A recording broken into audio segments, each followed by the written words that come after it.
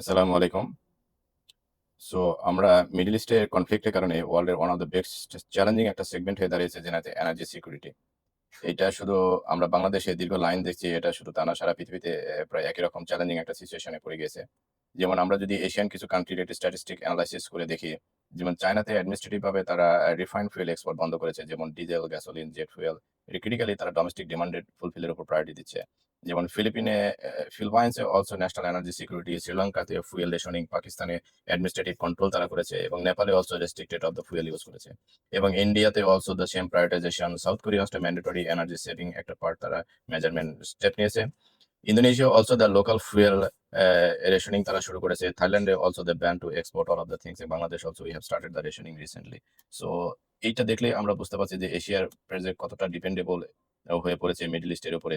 So এই dependable এর একটা পার্ট হচ্ছে আমরা যেমন লুব্রিকেটিং অয়েল প্রোডাকশন করি, এখানে একটা বেজ অয়েলের প্রয়োজন হয়। তো এই base oil is one of the most important part for production of the lubricant, যেখানে 80 থেকে প্রায় 90% বেজ অয়েল এখানে প্রয়োজন হয় একটা লুব অয়েলের জন্য। তো এই বেজ অয়েলের one of the majority dependency কিন্তু মিডল ইস্ট। যেমন আমরা যদি বলি ইন্ডিয়া প্রায় 71% ইন গ্রুপ অয়েল তারা ডিপেন্ডেন্সি হলো ইম্পোর্ট বেসড, এবং রিমেনিং তারা কান্ট্রি ডোমেস্টিক প্রোডাকশন থেকে আসে। এবং গ্রুপটা যদি বলি প্রায় 62% তারা ইম্পোর্ট ডিপেন্ডেন্ট, এবং রিমেনিং তারা ডোমেস্টিক প্রোডাকশন করে। এবং group 3 is 100% dependency, that will be very critical for the India, also the same thing. এবং চায়না যদি আমরা দেখি, চায়নাতে অলসো 41% ওভারঅল ইম্পোর্ট ডিপেন্ডেন্সি চায়নাতে। এবং মিডল ইস্ট থেকে প্রায় 18% এবং 85%ই এই কাতার থেকে তারা ডিপেন্ডেবল। সো এই global dependable one of the big challenging হচ্ছে প্রায় 40% গ্লোবাল প্রোডাকশন অফলাইনে চলে যেতে পারে ফর 1 ইয়ার্স এর জন্য। এবং ওয়ার্ল্ডের one of the biggest base oil production হচ্ছে পার্ল জিটিএল ফ্যাক্টরি, যেখানে প্রায় 40,000 ব্যারেল পার ডে প্রোডাকশন হয় গ্রুপ 3 বেজ অয়েল, অর্থাৎ 2 মিলিয়ন কিলোটন পার ইয়ার।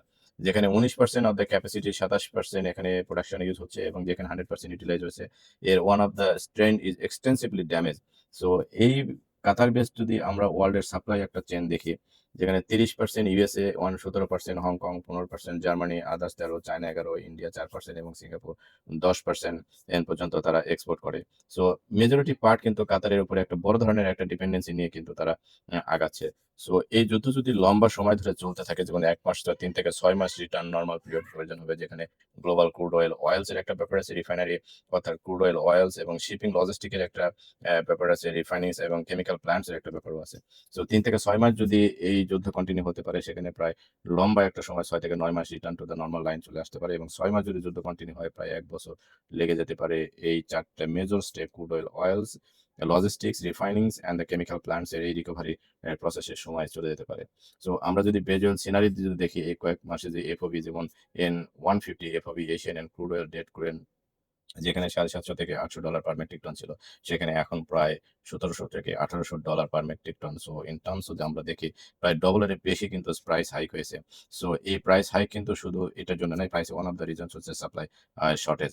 সো এই যে শর্ট টার্ম যদি এই হরমুজ ক্লোজ থেকে, সেখান থেকে দেখা যাচ্ছে মার্চ, এপ্রিল, মে, জুন থেকে কিন্তু সিভিয়ারলি ডিক্লাইন হবে, যেখানে গ্লোবাল ইনভেন্টরি স্টেজ।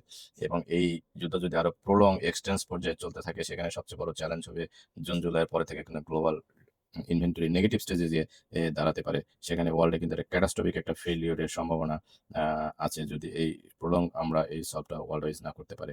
সো এখানে সবচেয়ে বড় চ্যালেঞ্জিং পার্টটা হচ্ছে যে এই কারণে অনেকটাই রিফাইনারি গুলো ডিজেল নির্ভরশীল, যেটা হাইলি প্রফিটেবল পার্ট, সেখানে বেজলকে রিফর্ম করে ডিজেল প্রোডাকশনের দিকে সবাই ঝুঁকছে। এখানে দ্যাটস ওয়াই বেজলের শর্টেজে কিন্তু আরো ট্রিমেন্ডাসলি বেড়ে যাচ্ছে। সো এই বর্তমান পরিস্থিতি এখন দেখা যাচ্ছে যে স্পট মার্কেটে কিন্তু ওই প্রোডাক্ট নাই, কন্ট্রাক্ট নির্ভরতা বাড়ছে, সেখানেও সাপ্লাই কনস্ট্যান্ট এবং রেশনিং চলছে, এবং বরাদ্দ ব্যবস্থা চালু ওর সম্ভাবনাও কিন্তু বাড়ছে। তাই গ্লোবাল চাহিদা প্রায় 15% এর মতো বিট করছে, এবং 50% 50 দিনের মজুদ প্রায় 1000 কিলোটনের মতো এসে দাঁড়িয়েছে। সো ধীরে ধীরে মজুদ কমবে, বাজারে কিন্তু এর চাপ বা স্থিতিশীলতা ধরে রাখা ভেরি টাফ হয়ে যাবে। তো চাহিদা কমতে পারে, সেই হিসেবে যদি আমরা দেখি প্রায় 7%, এবং গুরুতর ক্ষেত্রে 13% পর্যন্ত কিন্তু এর চাহিদা কমে যেতে পারে। এই মজুদ বাজারের সবচেয়ে বড় একটা সুরক্ষা স্তর। তাই মূল্য বৃদ্ধি এবং সম্ভবত $1700 থেকে $1800 পার মেট্রিক টনের দিকে আমরা যাচ্ছি, এর পর্যায়ে যেতে পারে। সো এখন সবচেয়ে বড় চ্যালেঞ্জিং হচ্ছে মূল্য নয়, প্রাপ্যতাই এখন বাজারের সবচেয়ে প্রধান নির্ধারক, রাইট টাইমে রাইট প্রেজার পাওয়াটাই সবচেয়ে ইম্পর্টেন্ট।